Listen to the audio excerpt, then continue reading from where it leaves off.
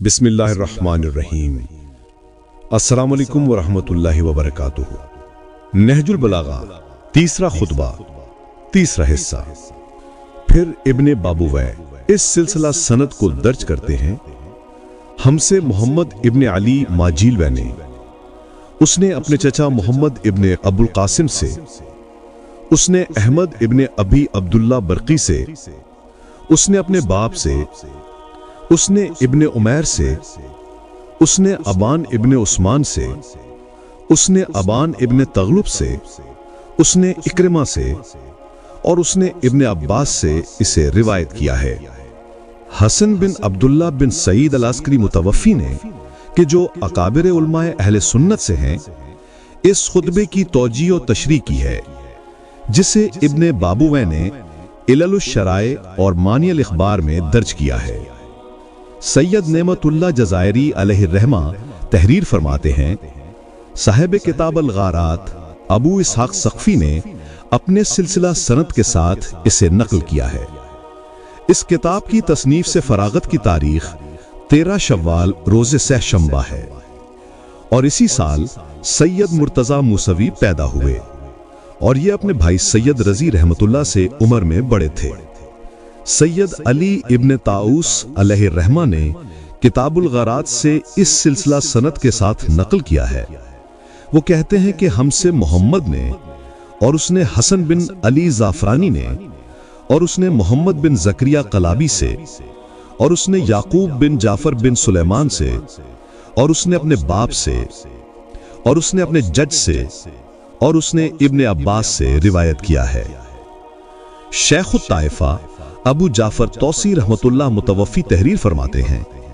وہ کہتے ہیں کہ ہم سے حفار نے، اور اس نے ابو القاسم دابلی سے، اور اس نے اپنے باپ سے، اور اس نے اپنے بھائی دیبل سے، اور اس نے محمد بن سلامہ شامی سے، اور اس نے زرارہ بن عین سے، اور اس نے ابو جعفر محمد بن علی علیہ السلام سے، اور انہوں نے ابن عباس سے اسے روایت کیا ہے۔ شیخ مفید متوفی کو، جو جناب سید رضی کے استاد تھے، اس خطبے کے سلسلہ سند کے متعلق تحریر فرماتے ہیں، روات حدیث کی ایک جماعت نے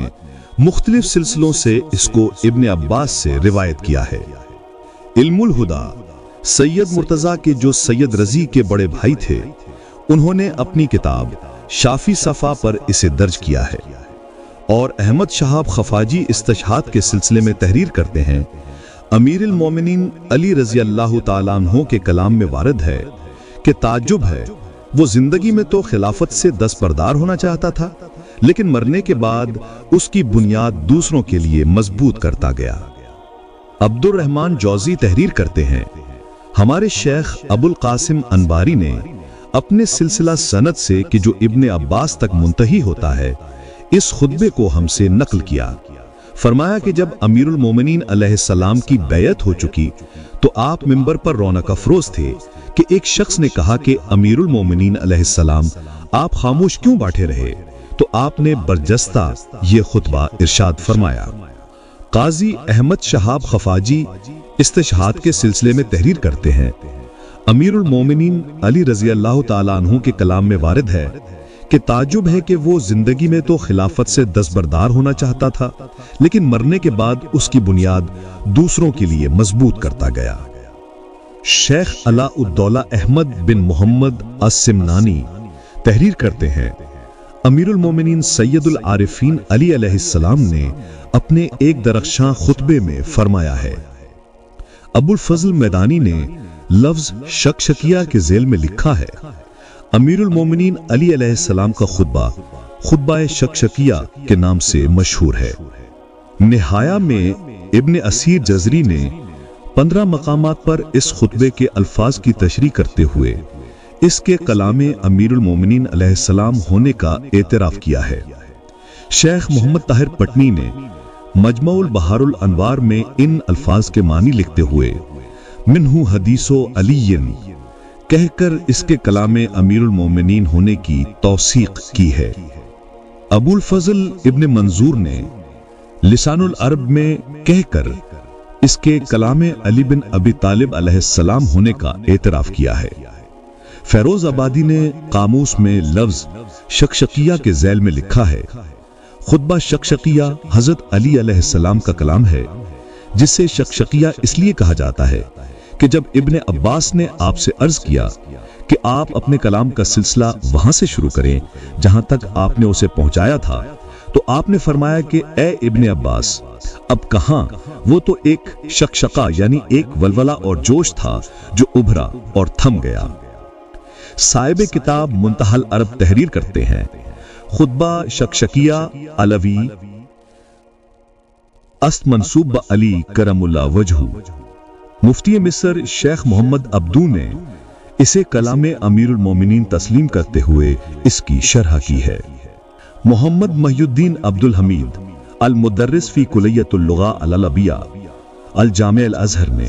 نہج البلاغہ پر حواشی تحریر کیے ہیں اور اس کے پہلے ایک مقدمہ لکھا ہے جس میں تمام ایسے خطبوں کو جن میں تعریضات پائے جاتے ہیں امیر المومنین علیہ السلام کا کلام تسلیم کیا ہے۔ ان مستند شہادتوں اور ناقابل انکار گواہیوں کے بعد کیا اس کی گنجائش ہے کہ یہ کہا جائے کہ یہ امیر المومنین علیہ السلام کا کلام نہیں اور سید رضی نے خود گھڑ لیا ہے؟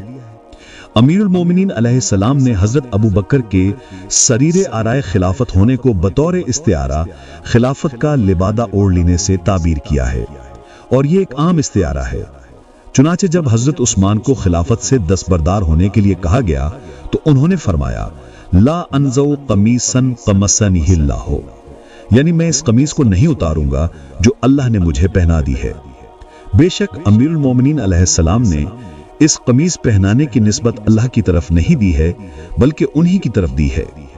کیونکہ ان کی خلافت باتفاق کل من جانب اللہ نہ تھی بلکہ بطور خود تھی۔ چنانچہ علیہ السلام فرماتے ہیں کہ